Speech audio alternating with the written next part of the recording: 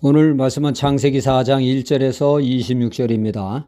사도행전 5장에 보면 아나니아와 삽비라 부부가 나옵니다. 그 당시 예루살렘 교회는 폭발적인 성령님의 역사로 기사와 이적이 넘쳐나는 복음을 단순히 말로만이 아닌 능력으로 증거하게 됨으로 인해 예루살렘 교회는 부흥의 전기를 맞이하게 되었습니다.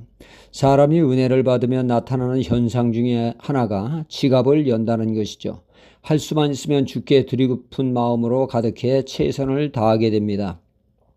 바나바라는 사람은 자신의 밭을 팔아 헌금을 했습니다. 이런 모습의 교인들은 그런 신앙을 존경하며 그의 신앙을 인정해 주었습니다. 이를 지켜본 아나니와 삽비라 부부는 자신들도 밭을 팔아 헌금함으로 인정받는 신앙이 되고 싶었습니다. 그런데 막상 팔고 그 돈을 전액 헌금하려 했으나 믿음 없는 사람이 그렇게 한다는 것은 마치 자기 살점을 떼는 것처럼 아깝기가 그지없었죠. 그래서 전액인 양 속이고 쥐꼬리만큼 일부분만 헌금하며 마치 전액을 헌금하는 양 허세를 부리게 됩니다. 베드로 사도 앞에 헌금 봉투를 내밀었을 때 베드로 사도는 말합니다. 당신은 지금 사람을 속이는 게 아니라 하나님을 속이고 있다고. 하나님의 심판으로 그 자리에서 그는 즉사하게 됩니다. 그 부부는 하루 사이에 죽음을 맞이하게 되었죠. 이는 헌금을 안 해서가 아니라 헌금하다가 죽음을 맞이하게 된 것입니다. 헌금도 하나님이 기뻐하시는 헌금 생활을 해야지 자기 생색내기 위해서 하는 보여주기식의 헌금은 결코 하나님이 기쁘시게 할 수 없음을 알게 됩니다. 헌금도 하나님이 기뻐 받으시도록 해야 한다는 얘기죠. 예배도 제사도 마찬가지입니다. 하나님이 예배라고 다 받으시지 않죠. 오늘 말씀에 아담과 하와의 부부와 두 아들이 있지 않습니까?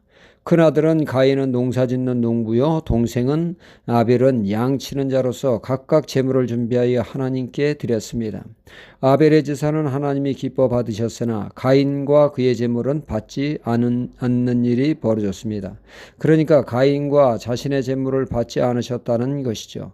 하나님은 가인은 받으실 수 없었고 제물에도 하자가 있어 받지 않으셨던 것입니다. 여기서 졸지에 가인은 제사 드리는 일로 인해 단단히 시험에 들게 됩니다. 정상적인 모습이라면 가인은 자신의 마음과 생각, 행동과 언어가 하나님 앞에 합당치 못한 것을 깨달아 회개하고 자신의 삶을 고치는 대로 나아가야 했습니다. 그러나 가인은 비교를 하게 되죠. 자신의 잘못을 돌이키기보다는 문제의 원인을 외부에서 그는 찾게 됩니다. 하나님은 불공평하게 누구 것은 받고 누구 것은 받지 않으시나 크게 그는 분노하게 되죠. 얼굴이 불그락불락 이런 그의 모습에 하나님은 왜 얼굴이 그 모양이냐 하시며 그의 죄를 깨우쳐 주십니다. 하나님은 문제의 원인을 자신의 죄에서 찾아야 한다는 말씀이죠.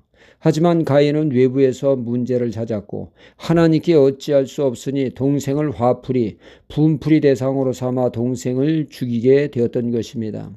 하나님께 제사 드리는 거룩한 행위를 하다가 시험 들게 된 것입니다. 누구는 헌금 들다가 죽고 누구는 제사 드리고 나서 시험 드는 일이 벌어졌던 것입니다.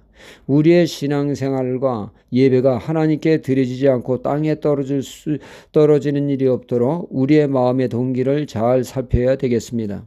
하나님은 외적인 모습을 보고 판단하는 분이 아니라 그 중심을 보시는 하나님이시기 때문입니다.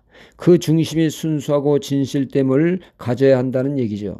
그리고 문제 앞에 우리는 문제를 남에게서 찾은 것이 아니라 자신에게서 그 문제를 찾는 것이 얼마나 중요한지 모릅니다. 자신에게서 문제의 원인을 찾는 사람들은 현명한 사람이요 문제를 통해서 자신의 잘못을 깨닫고 회개함으로 인하여 신앙은 더욱더 발전하는 신앙으로 나아가게 되어집니다. 우리가 드려지는 모든 예배가 하나님께 연락되는 온전한 신앙이 되도록 추구해야겠습니다. 할렐루야.